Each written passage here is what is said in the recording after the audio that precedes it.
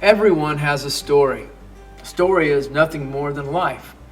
If you're living, you have a story. An interesting thing about our stories are they have two sides.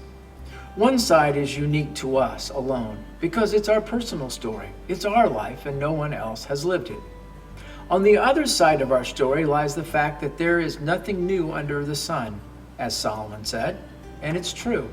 Therefore, all of our stories have similarities, threads that are true and common to us all. In John's gospel account of Jesus, one of the events that he chose to demonstrate who Jesus was and is, was the meeting of Jesus with a Samaritan woman at the well of Jacob. If you've been raised in church, you know that the Samaritans were the distant relatives to the Jewish people. And the Jewish people really didn't like claiming them, didn't really like them, and really looked down upon them.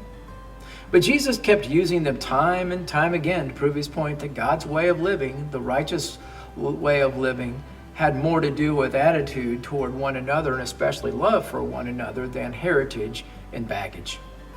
So while the disciples were off getting food, Jesus is camped out by the well when this woman comes to get water.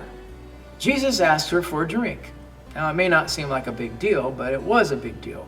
You see, Jewish men didn't talk to women, and Jewish people didn't talk to Samaritans, and Jesus just broke both with one fell swing. So, as to focus on what I want to get to in our short time together, Jesus and this lady get into a pretty deep conversation. In fact, what makes it unusual is that Jesus tells her things about her life that only she and maybe possibly a few of her friends in the village knew. And Jesus tells her something he rarely ever revealed to anyone. He was the Son of God, the Messiah. Pretty incredible when you think about it. Now in this conversation, Jesus asks her to go get her husband, and she replies, "I don't have a husband." Jesus then states, "You're right. You don't have a husband. You have had 5 husbands, and you aren't even married to the man you're living with now." When we read this in 2020, our first thought is, she's a loose woman. But that's the trouble with reading into the story through our cultural eyes instead of her culture. You see, women had no status in society. They were powerless, and a man could divorce a woman at the drop of a hat.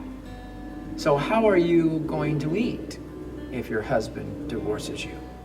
Where are you going to sleep if he kicks you out of the house? Who is going to take care of you if you have no other means to live on? Well, you find another man. It's called survival. Maybe she had made some bad choices, and maybe she was the victim of some bad men. She's not offended by Jesus' revelation. She's actually impressed and believes that Jesus is of God. When their conversation ends, John records the woman left her water jar beside the well, went back to the village, and told everyone, "Come and meet a man who told me everything I ever did. Can this be the Messiah?" Now, who would ever think that a woman who had had such a tough life, a story of a string of bad marriages and rejection, could ever bring hope to others? John goes on to record, "Many Samaritans from the village believed in Jesus because the woman had said, 'He told me everything I ever did.'" As things open up and we get to be with people again, as we greet and talk to our neighbors, get reattached to our friends, when we meet new people that we haven't had the opportunity to meet yet, some will have stories about surviving the virus, and some will have stories of losing their jobs, and some will have stories of heartache over the passing of a family member or friend during this time of separation, and some even due to the virus. But if you're a believer, you have a story that is unique to you. But it's also a story that has a thread that relates to everyone else's story.